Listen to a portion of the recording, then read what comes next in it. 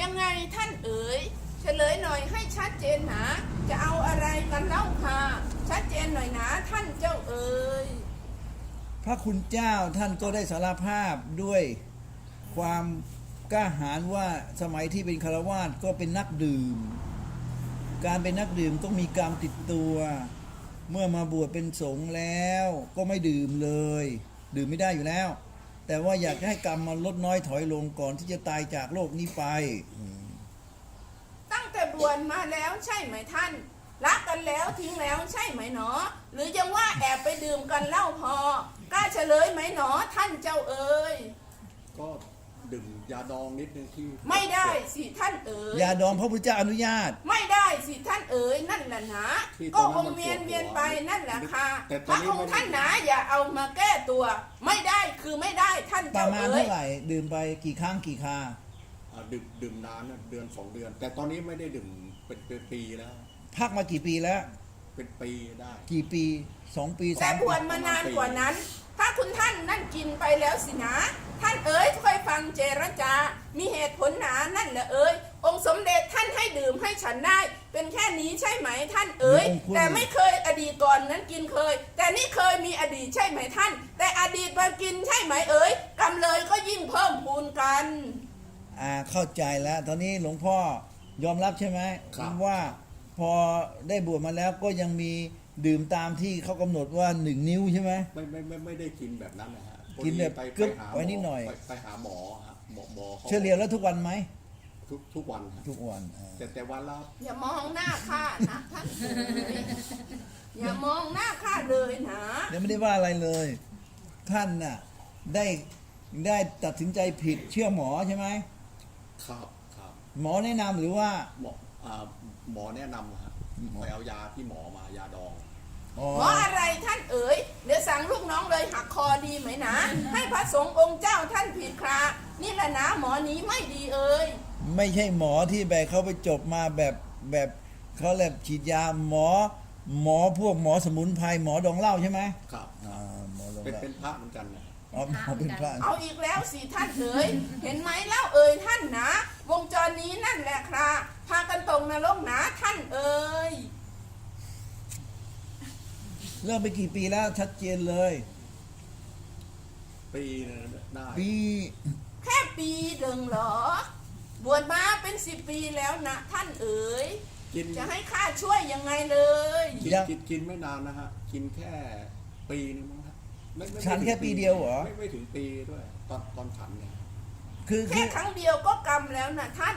แต่เป็นปีนี่นะหนักสากันแล้วกรรมเก่าอีกท่านนั่นเอ๋ยกรรมเก่าเราไม่พูดถึงเอาเป็นว่าณเวลาเนี่ยเดี๋ยวก่อนเอาเป็นว่าตอนที่หลวงพ่อบวชเป็นพระแล้วเนี่ยหลวงพ่อยังมีการฉันเพิ่งมาฉันตอนหลังเนี่ย10 ปีไปแล้วถึงมาฉันเพิ่งหมอเพิ่งบอกคือตอนพอบวชใหม่ๆก็ไม่ได้ฉันเลยใช่ไหมไม่ได้แตะเลยใช่ไหมไม่แตะ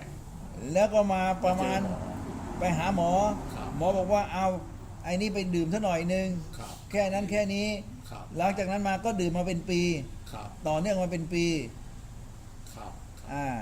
แล้วจากนั้นแล้วจากนั้นหยุดมากี่ปีแล้วปีนึงคือเรื่องราวเนี่ยผ่านมาแค่2 ปีเองหลังจากบวชปีนึงกี่วันท่านเอ๋ย365 วันและดื่มทุกวันหรือเปล่าเลยทุกวันเพราะว่าทุกวันตามนี้แล้วดื่มทีละเยอะไหมเป๊กนึงเป๊กนึงเลยเป๊กไปสักหน่อยเลยเป๊กแค่นี้ได้ไหมหลวงพ่อครับประมาณอันนี้ก็เมาได้แล้วอันนี้กำลังเมาเลยเป็นว่าหลวงพ่อก็มีความผิดเพราะว่าเขาไม่ดื่มกันขนาดนี้หรอกมาดื่มกันนิดๆหน่อยๆให้มันนั่น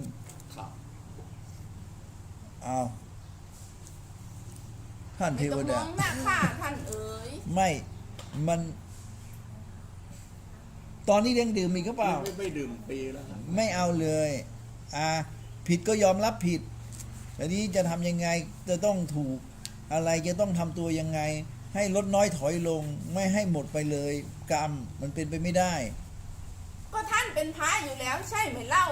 ก็ทำความดีแหละท่านเอ๋ยส่วนมนต์ภาวนาเลยให้หนีกรรมเลยท่านนั่นแหละนะ ข้าเป็นยมบาลท่านเอ๋ยเป็นยมมาทูตด้วยเลยนั่นแหละนะข้าคือปู่ยมนั่นแหละคราคงช่วยใครแน่นหนาไม่ได้เอ๋ย แล้วปู่ยมได้เจอกับภิกษุสงฆ์เยอะไหม อย่าให้พูดเลยนะท่านเอ๋ยเดี๋ยวสงเลยหวันนั่นแหละเนาะงามนรกมีแต่สงนั่นแหละคราข้านั่นหนาไม่อยากเอ่ยเช่นนี้กัน เขาพูดความจริงไงไม่เป็นไรหรอก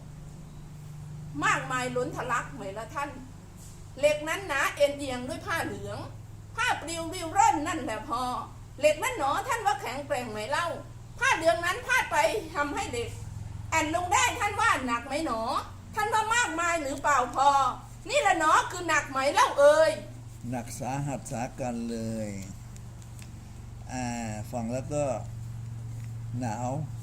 เอาเป็นว่าวันนี้หลวงพ่อเลิกแน่นอนหรือยัง ครับแน่นอนนะฮะ เลิกไม่เลิกไม่สนใจเรื่องของใคร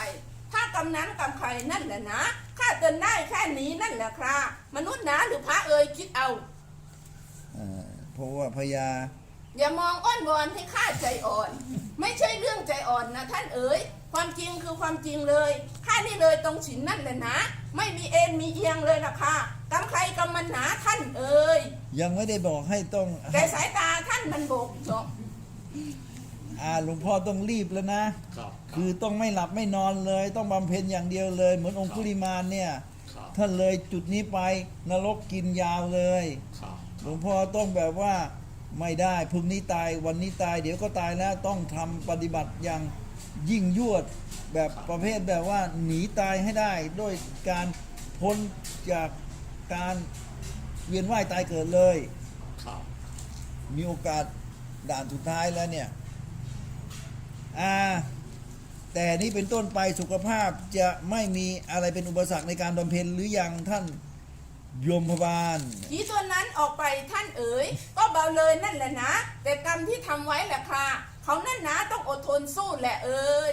ท้อถอยไม่ได้แล้วล่ะท่าน ถอยหลังไม่ได้แล้วล่ะนะถอยหลังก็ลงนรกค่ะ เดินหน้าอย่างเดียวนะถึงจะพ้นได้เอ๋ย หลวงพ่อไม่มีพื้นที่ด้านหลังอีกแล้ว มีแต่ด้านหน้าอย่างเดียว ครับ เสร็จแน่นอน นี่เสด็จขึ้นมาจากนรกมาพูดให้ฟังเลยใช่ไหม ใช่แล้วท่านเอ๋ยเรื่องนี้เรื่องใหญ่เลยนั่นแหละนะมีมากมายพระสงฆ์องค์ค่ะยังเข้าใจผิดนะว่าเป็นแค่ยาดอง เขาเรียกว่าองคุลิมาองคุลีใช่ไหมหนึ่ แต่ ง ไม่ใช่องคุลีสิท่านเอ๋ยมันมากเลยกว่านั้นนั่นแหละเนาะเพราะคิดเป็นว่าแค่ยาดองคราฉันได้หนานั่นแหละท่านเอ๋ยเพื่อชูกำลังให้ชุ่มกระชวย เพื่อชุ่มกำลังให้หายป่วยหายค่ะแต่มันไม่ใช่อย่างนั้นสิค่ะใจนั่นหนามันจะหมกมุ่นไงท่านเอ๋ย ยอมรับ ครับครับ ตอนนี้ก็เหลือแต่ว่าตัวใครตัวมัน ซึ่งเขาเรียกว่าชั่วโมงสุดท้ายนาทีสุดท้าย รอดก็รอดไม่รอดก็ เจอกันในนรกใช่ไหม ใช่แล้วท่านเอ๋ยไม่ได้คูนะ อะไรนะ ไม่ได้ขู่นะ มีภาพประกอบ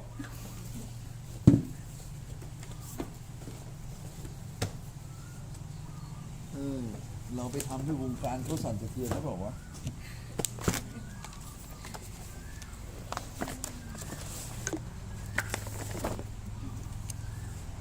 อย่างนี้เลยเหรอ ใช่แล้วท่านเอ๋ย ภาพประกอบ แล้วถ้ากินกันทั้งโต๊ะ ร่วมหัวกินกันก็จะเป็นแบบนี้หรือเปล่า ใช่แล้วท่านเอ๋ย คือต้มให้กินเลยใช่ไหม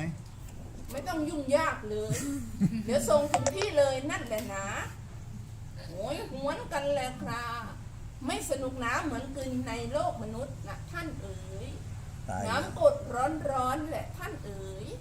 ลาดลงไปเลยในเนื้อสดหนา ยุ่ยขาดเป็นเลยน้ำเลยค่ะร้อนแรงหนาโหยหวนนั่นแหละเอ๋ย ตายเลยตายเลย แล้วถามให้เป็นข้อมูลเล็กน้อย ระหว่างคารวาสดิงกับภิกษุดิงอัตราโทษจะเท่ากันไหม ไม่เท่ากันท่านเอ๋ยพิสุสงฆ์เลยนั่นแหละ2 เท่าหนาคารวาสยังไม่เท่าไรค่ะ แต่ก็เป็นกำหนาเช่นกันเอ๋ย คารวาสก็ไม่ใช่ว่าจะเบาอยู่ใช่ไหม ใช่แล้วท่านหนา คิดดูแล้วกันคราว่าจะทรมานแค่ไหนเอ่ย ก็แค่เอาเจียวน้ำมันหมู เอาไปใส่ปากแค่นี้ก็จะตายอยู่แล้วใช่ไหม ใช่แล้วท่านเอ๋ยแค่น้ำมันหมูท่านนะปากไม่ละลายหรอกแค่พอง แต่ท่านไม่รู้นั่นแหละนะ น้ำในนรกท่านเอ๋ย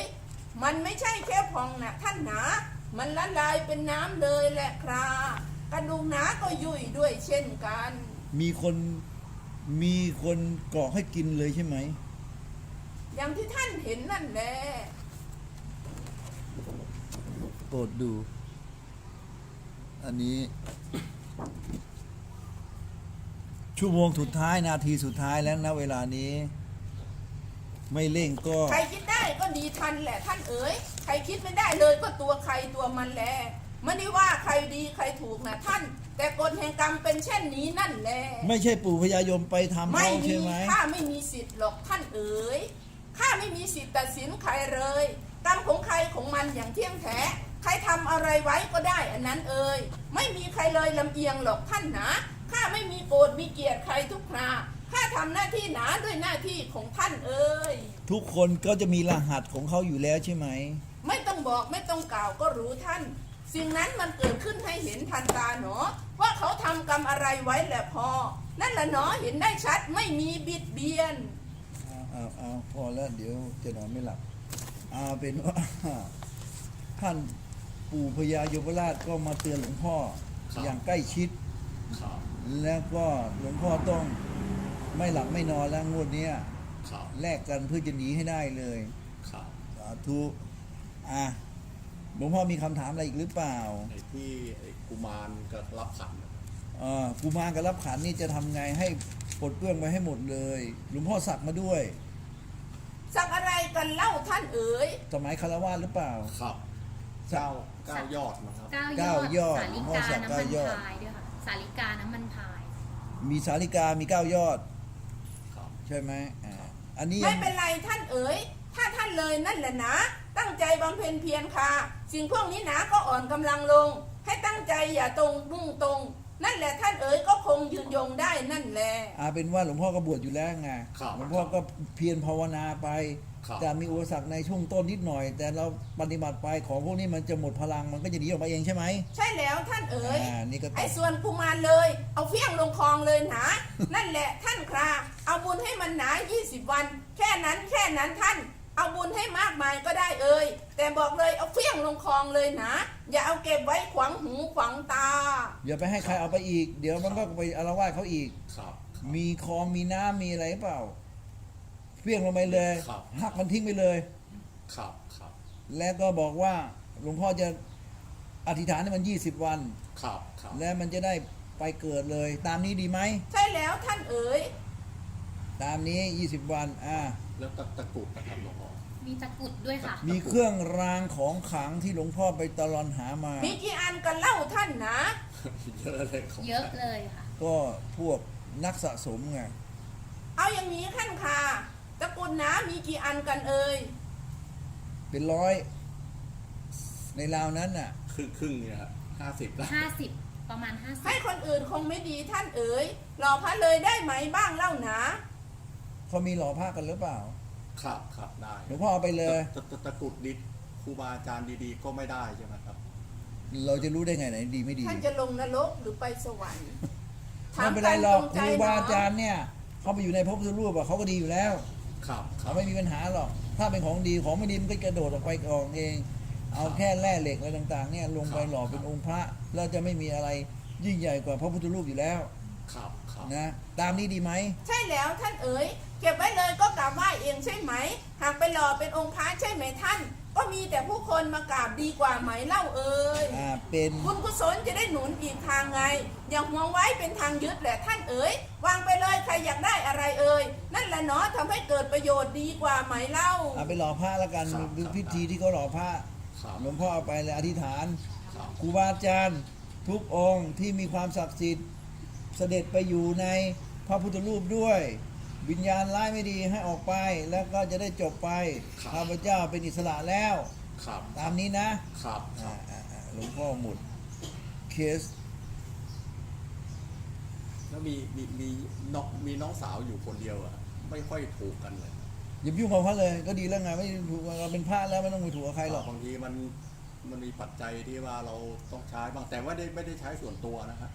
ที่ทุกวันนี้ผมได้ก็ใช้กับ ก็คือน้อง วัดหมด ช่วย เลย ไม่แล้วไปเกี่ยวอะไรกันเขาอยู่ด้วยกันเหรอหลวงพ่อเหรอ พอไม่อยู่อะน้องสาวอะครับก็ไอ้ที่ทางอะไรก็มันก็มีปัญหากันอยู่ คือเขาจะให้ผมศึกแล้วว่าจะให้เงินเยอะไปทำมา อ๋อ ค้าขา เขา ยแต่ คือ ผม น้อง ไม่เอา สาวอยากจะให้ศึก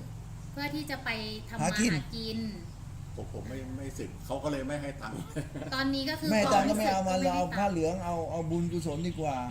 ครับ ช่างมัน ข้าวก้นบาทก็พอฉันนี้ท่าน เออ ไม่ต้องดิ้นรนกันนั่นแหละนะ ทุกข์ใจไปเปล่าคราได้เงินมาก็ทุกข์ใจอีกท่านเอ๋ยทางบำเพ็ญเพียรเลยเป็นอุปสรรคอย่าสนใจแก้วแหวนเงินทองเลย เอาตัวเราเลยให้พ้นนรกก่อนไหมท่านนั้นไซจะได้ไม่ต้องเจอกับข้าไง ครับได้ ท่านรออยู่เนี่ย ครับ ปู่เตเย็น มีวัด รอบนี้มาดีเพราะมาเรื่องนี้ท่าน แต่รอบนรกไม่ใช่อย่างนี้นะ ไม่มีการเจรจามากมายอย่างนี้ค่ะ จิกหัวหนาลากไส้เลยทันที ขี้แตกกันเลยมนุษย์อ้าว ครับ เรียบร้อยครับ จบแล้วหลวงพ่อปู่เมตตาแล้วใช่ไหม ใช่แล้วท่านเอ๋ยนี่คือเรื่องจริงเลยนั่นแหละนะ ไม่มีปิดบังอะไรค่ะ นี่คือเรื่องจริงหนาเช่นนี้นั่นเอ๋ย อุทาหรณ์เตือนใจก่อนบวชก็ระวังตัวบวชแล้วก็ยิ่งต้องระวังมาก ใช่แล้วท่านเอ๋ย สาธุหลวงพ่อมีอะไรไหม ไม่มีครับ ไม่กล้ามีแล้วนะสาธุ ไอ้ที่วัดนี่มันมีอะไรต้อง หลวงพ่อเป็นเจ้าวาดเปล่า บูชาอะไรบ้างไหมมันเป็นสำนักสงฆ์ล้างอ่ะสุ แล้วหลวงพ่ออยู่กี่องค์ มีอะไรปกติก็อยู่องค์เดียวตอนหลังมีพระมาอยู่ด้วย เราก็ต้องดูแลเขา อ๋อ แต่คราวนี้มันร่มรื่นดี แต่อยากถามว่าต้อง มีอะไรพัฒนา เปล่า มี เปล่าไม่มีอะไรให้ เรื่องเจ้าที่เจ้าทางเขาโอเคกับหลวงพ่อเปล่าแต่ก็อยู่มา10 ปีแล้วไม่ใช่เหรอ ครับ ก็หลวงพ่อก็โอเคไม่ใช่เหรอ ไม่โอเคเท่าไหร่ไอ้เราพอรอดแต่ ไม่ค่อยโอเค แต่คือคนที่มาปฏิบัติไม่รอด ป้าที่อยู่ด้วยกัน พระที่อยู่ด้วยกัน เราก็ต้องดูแลเขาอะค่าน้ำค่าไฟเดือนหลายพั อ๋อเรามีค่าใช้จ่ายใช่ไหม เป็นเจ้าอาวาส เขาไม่ได้ช่วยอะไรเราเลยใช่ไหม ไม่ได้ช่วย แล้วหลวงพ่อหาที่ไหนมาล่ะ ก็ไม่ได้หามันก็มี มันก็พอมาแล้วก็พอจ่ายไปนั่นน่ะก็อย่าไปคิดอะไรล่วงหน้าเลยมี หมายถึงพวกเทพพวกเจ้าที่อะไรอย่างเงี้ยครับ ห่วงเจ้าที่เขามีอะไรรังเกียจหลวงพ่อหรือเปล่า ถ้ารังเกียจคงไล่ไปแล้วสิท่านเอ๋ย ยังให้โอ คง กาส ไม่ให้ท่านเลยอยู่นานนั่นแหละนะ หากท่านไม่ทำกิจดีคราพวกเขาหนาก็พร้อมขับไล่ได้ทันที หลวงพ่อก็เกือบจะไม่รอดแล้ว แต่ว่ารอดมาได้ยังให้โอกาสใช่ไหม ใช่แล้วท่านเอ๋ยวันนี้ชัดเจนเลยนั่นแหละนะ วันนี้ดีแล้วที่ท่านถามมา เจ้าที่หนาให้โอกาสแล้วนะเอ๋ย มุ่งหน้าอย่างเดียวเลยนะครับ หลวงพ่อสาธุโมทนาด้วยขอบคุณท่านยมพบาลยมมราชปู่เขาเรียกอะไรวะปู่ผู้ดูแลนรกทั้งหมดทั้งสิ้น วันนี้ขึ้นมาเองเลยก็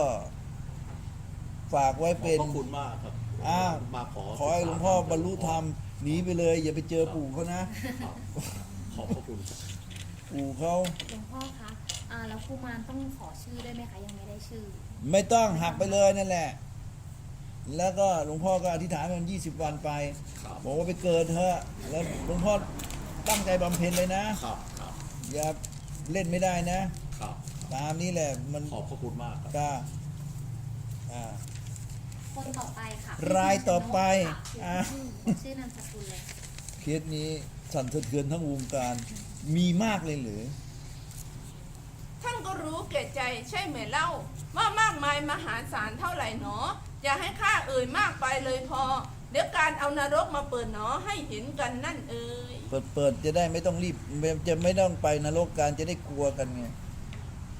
มนุษย์เอ๋ยรู้จริงแหละท่านเอ๋ยแต่มนุษย์เลยไม่เห็นความจริงนั่นแหละนะมนุษย์ยังไม่ประชันชิดตัวค่ะ มนุษย์หนาจึงไม่สำนึกแลพูดให้ตายถ้าไม่สำนึกท่าน พูดให้ตายก็ไม่นึกกันหรอกนะ เอาแค่นี้เป็นน้ำจิ้มก่อนละค่ะ น้ำจิ้ม คราวหน้าหนาจะทำยังไงดี สาธุขอบคุณปู่พญายมราชเมตตา